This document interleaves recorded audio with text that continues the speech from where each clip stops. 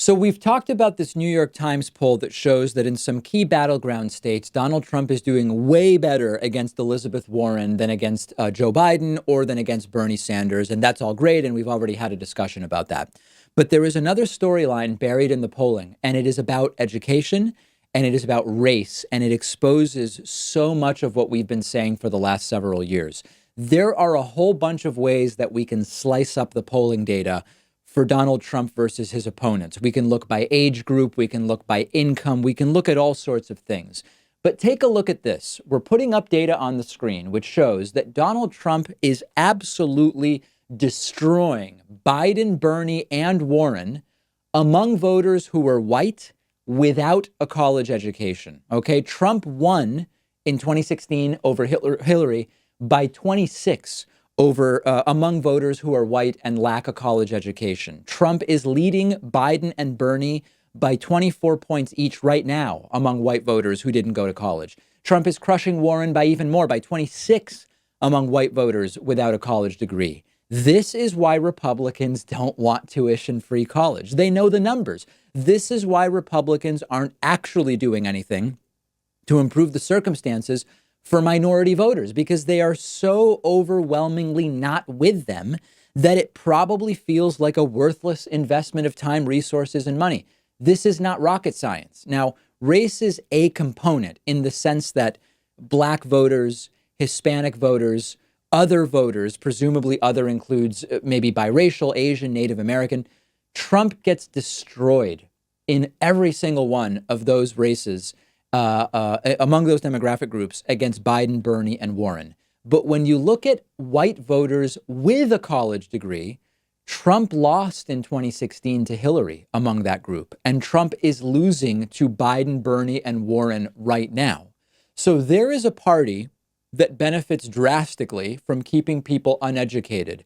What do you think their policy is going to be to education?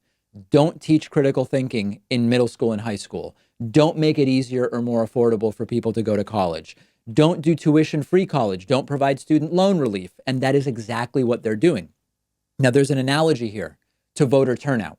Republicans do better when they suppress voter turnout in elections. So what policies do they want? They want to remove people from voter rolls. They want to increase ID requirements. They want to prevent people from being allowed to register on the same day of the election.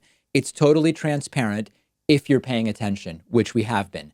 I was thinking, there's this idea of 1984 versus Brave New World. These are two really important dystopian novels, 1984, of course, by George Orwell, Brave New World by Aldous Huxley. It's very common that people will compare or liken what's happening right now to 1984. But the late Neil Postman wrote that very often when people say something is like 1984, there's a better analogy to Brave New World by Aldous Huxley. And I believe that that's what we're seeing right now. And I'll give you an example. Orwell feared or painted a picture of books being banned. Aldous Huxley feared that there would be no reason to ban books. And that's the case right now, because you have an entire political movement, the American right-wing movement, built around people who have no real interest in thinking or in books or in reading or education or epistemology or critical thinking. They don't need to ban the books because the people that they're appealing to aren't reading any books. And like Neil Postman said, Orwell feared that the truth would be concealed from us. Huxley feared that the truth would be drowned out in a sea of irrelevance. Orwell feared we would become a captive culture. Huxley feared we would become a trivial culture. I believe that what we are seeing right now is much more along the lines of the picture painted by Aldous Huxley in Brave New World, in this particular sense, than by George Orwell in 1984. It is really scary stuff, and you need only look at the numbers to understand where the policy comes from that we are seeing among the modern Republican Party. Disgusting, but somehow we've got to fight it. And 2020 and that election is just the very small first step. It's an important first step, but it is a comparatively small one given what we're up against.